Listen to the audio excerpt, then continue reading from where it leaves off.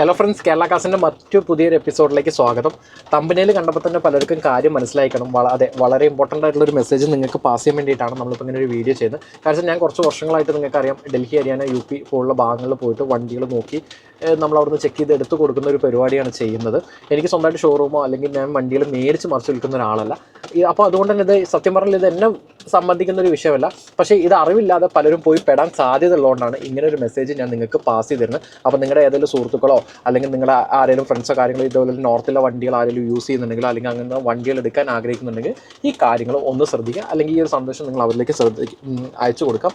കുറേ കാലങ്ങളായിട്ട് നമ്മൾ കേരളത്തിലോട്ട് ഈ ഡൽഹി വാഹനങ്ങൾ മേടിക്കാറുണ്ട്. അതിൻ്റെ പ്രധാന കാരണം ഡൽഹിയിൽ വാഹനങ്ങൾക്ക് 10 വർഷമേ അനുമതി ഉള്ളൂ ഉപയോഗിക്കാൻ. ഡീസൽ വാഹനങ്ങൾക്ക് പെട്രോൾ വണ്ടികളാണ് 15 വർഷം. അതിനുശേഷം അവിടെ ഒരു റീരജിസ്ട്രേഷനോ അല്ലെങ്കിൽ മറ്റ് NOC കാര്യങ്ങൾ ഇഷ്യൂ ചെയ്ത് കൊടുക്കുന്നില്ല എന്നുകൊണ്ട് തന്നെ അതിനനുസരിച്ചുള്ളൊരു പ്രൈസ് ഗ്യാപ്പിലാണ് നമ്മൾ വാഹനങ്ങൾ കസ്റ്റമർക്ക് മേടിച്ച് കൊടുക്കാറ്.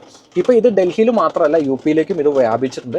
UP-യിൽ എന്ന് പറഞ്ഞാൽ UP-യിലെ ഉത്തർപ്രദേശിലെ സ്റ്റേറ്റിലെ എല്ലാ RT ഓഫീസുകൾക്കല്ല, ഡൽഹി NCR-നോട് ചേർന്ന് കിടക്കുന്ന RT ഓഫീസുകളിൽ മാത്രമാണ് ഇങ്ങനൊരു വിഷയം കിടക്കുന്നത്. കഴിഞ്ഞ ദിവസം ഇതിനെക്കുറിച്ച് നമ്മുടെ ഒരു സുഹൃത്ത്, ഒരു യൂട്യൂബർ, ഒരു വീഡിയോ ഇട്ടിരുന്നു. അത്യാവശ്യം നല്ല റീച്ചിലും കാര്യങ്ങളും പോയിരുന്നു. ആ വീഡിയോ കണ്ടിട്ടാണെങ്കിലും ഒരുപാട് നമ്മുടെ സുഹൃത്തുക്കൾ നമ്മളെ പലതരത്തിൽ എന്നെ കോൺടാക്ട് ചെയ്യാറുണ്ട്, പലതരത്തിലുള്ള സംശയങ്ങളും കാര്യങ്ങളും ചോദിച്ചിട്ട്.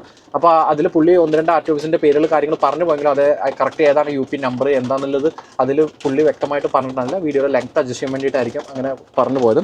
അപ്പോൾ അതിലേക്ക് ഞാനൊരു ക്ലാരിഫിക്കേഷൻ തരാൻ വേണ്ടി, കാരണം ഇങ്ങനെ ഒരു കാര്യം എന്നെയും പുള്ളി വിളിച്ചറിയിച്ചിരുന്നു. അതിനുശേഷം ഞാനും അന്വേഷിച്ച് മനസ്സിലാക്കി കൃത്യമായിട്ടൊരു ധാരണ കിട്ടിയോണ്ടാണ് ഇങ്ങനെ ഒരു വീഡിയോ നിങ്ങളുടെ മുമ്പിൽ പ്രസൻറ്റ് ചെയ്യുന്നത്. അപ്പോൾ അത് ഏതൊക്കെയാണ് നമ്പേഴ്സ് എന്നെല്ലാം ഞാൻ ഒന്ന് പറഞ്ഞിടാം. നിങ്ങൾ എടുക്കുമ്പോൾ ഇനി ശ്രദ്ധിക്കേണ്ട വാഹനങ്ങൾ എന്ന് പറഞ്ഞാൽ UP 16 വരെ നോയിഡയാണ്. അതുപോലെ ഗ്രേറ്റർ നോയിഡ UP 18, അതുപോലെ Ghaziabad UP 14, Meerut UP 15, ബലന്ദഷാർ UP 13, Hapur UP 37, Baghpat UP 17, Muzaffarnagar UP 12, Shalim UP 19. ഞാൻ ഈ സ്ക്രീൻഷോട്ട് അത് കാണിച്ചിട്ടുണ്ട്.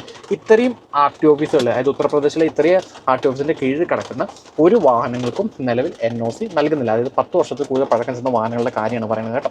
അത് ഇന്നിപ്പോൾ നമ്മൾ വീഡിയോ ചെയ്യുന്നത് 2021 ജൂൺ 2026 അപ്പോൾ 16 ജൂൺ 2020 ശേഷമുള്ള മുമ്പുള്ള വാഹനങ്ങൾക്കാണ്, ഡീസൽ വാഹനങ്ങൾക്കാണ് NOC കിട്ടുന്നത്.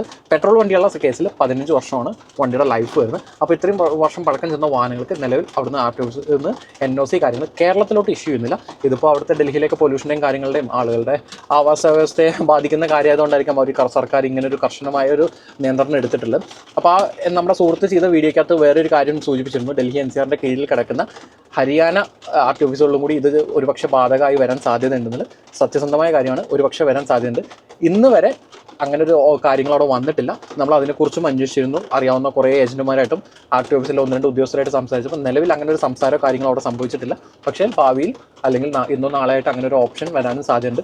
അതുകൊണ്ട് തന്നെ ഇപ്പോൾ ഇവിടെ കേരളത്തിലേക്ക് അങ്ങനെ വണ്ടികൾ കൊണ്ടുവന്ന് ഇവിടെ നന്നായിട്ട് വർക്ക് ചെയ്തൊക്കെ ഒരുപാട് പേര് ഫണ്ടൊക്കെ ഇറക്കി വണ്ടികൾ വിൽക്കാനും വേണ്ടിയിട്ട് കിട്ടുന്നു.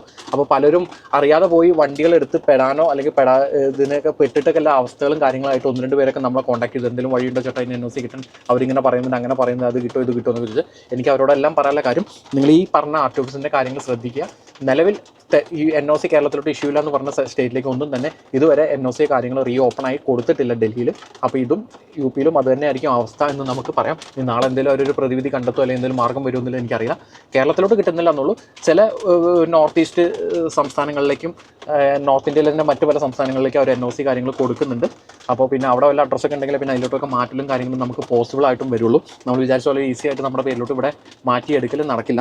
അപ്പോൾ കേരളത്തിലാണെങ്കിലും ഇപ്പോൾ അങ്ങനെ വാഹനങ്ങൾ കൊണ്ടുവന്ന് വിൽക്കുന്ന ആളുകളെ കയ്യിൽ നിന്ന് വണ്ടികൾ എടുക്കുന്നവർ ഈ പറഞ്ഞ RT ഓഫീസിലെ കാര്യങ്ങൾ ശ്രദ്ധിച്ചിട്ട് വേണം ഇനി മുതൽ വാഹനങ്ങൾ എടുക്കാൻ. അതിപ്പോൾ ഞങ്ങളുടെ കയ്യിൽ നിന്നാണെങ്കിൽ തന്നെ ഞങ്ങൾ ഇങ്ങനത്തെ കാര്യങ്ങൾ ഇങ്ങനെ ഓപ്പണായിട്ട് പറയുമ്പോൾ ചില ആളുകൾക്കൊക്കെ ബുദ്ധിമുട്ടുണ്ട്. പ്രത്യേകിച്ച് ഇങ്ങനെ അവിടെ നിന്നൊക്കെ കാശൊക്കെ ഇറക്കി വണ്ടികൾ മേടിച്ച് ഇവിടെ കൊണ്ടുവന്ന് ഇട്ട് വിൽക്കുന്നവർ പറയും, നിങ്ങളിങ്ങനെ എടുത്തടിച്ച് പറയരുത്, നാളെ എന്തെങ്കിലും ഒരു വഴി ഞങ്ങൾക്ക് കിട്ടിയല്ലോ, ഇതൊക്കെ മേടിച്ച് ഞങ്ങൾക്ക് വിൽക്കേണ്ടതെന്നൊക്കെ പറഞ്ഞിട്ട് ഞങ്ങളിങ്ങനെ പറയുന്നു പറഞ്ഞാൽ ഞാൻ പറഞ്ഞല്ലോ, നമ്മൾ കസ്റ്റമർ വണ്ടി വേണമെന്ന് പറഞ്ഞാൽ ഓർഡർ കൺഫേം ചെയ്യുമ്പോൾ അവർക്ക് വേണ്ടി പോയി നോക്കി എടുത്ത് കൊടുക്കുന്നത്. അത് പേപ്പറിൻ്റെ ഭാഗമാണല്ലോ. എല്ലാ സൈഡും നമ്മൾ ചെക്ക് ചെയ്ത് ഒരു കൺഫർമേഷൻ ആക്കി പ്രൈസിൻ്റെ കേസിൽ അവർ പറഞ്ഞ പോലെ നോക്കി ആക്കി എടുത്ത് കൊടുക്കുകയാണ് എപ്പോഴും ചെയ്യാറ്. നമ്മൾ കമ്മീഷൻ മേടിക്കാറുണ്ട്. ന്യായമായ തരത്തിൽ 2 സൈഡിൽ നിന്നും കിട്ടിയാൽ ഞങ്ങൾ കമ്മീഷൻ മേടിക്കും. അങ്ങനെ കമ്മീഷൻ മേടിച്ചുകൊണ്ടാണ് നമ്മൾ ബിസിനസ്സും കാര്യങ്ങളും ചെയ്യുന്നത്. അതുകൊണ്ട് തന്നെ ഇങ്ങനത്തെ എന്തെങ്കിലും വിഷയങ്ങളോ കാര്യങ്ങളോ വരുമ്പോൾ ഞങ്ങൾ ചിലപ്പോൾ എല്ലാ കാര്യങ്ങളും ഞങ്ങൾ ഓപ്പണായിട്ട് ഞങ്ങൾ ക്ലയൻസിനോടോ കാര്യങ്ങളോടോ നമ്മൾ ഓപ്പണായിട്ട് പറയുന്നുണ്ട്. അത് ചിലർക്ക് എന്തെങ്കിലും ബുദ്ധിമുട്ടുണ്ടായിട്ടുണ്ടെങ്കിൽ നിങ്ങൾ നമ്മളോട് ക്ഷമിക്കുക. കൂടാതെ ഞാനൊരു കാര്യം കൂടി ഞാൻ ഓർമ്മിപ്പിക്കുകയാണ്.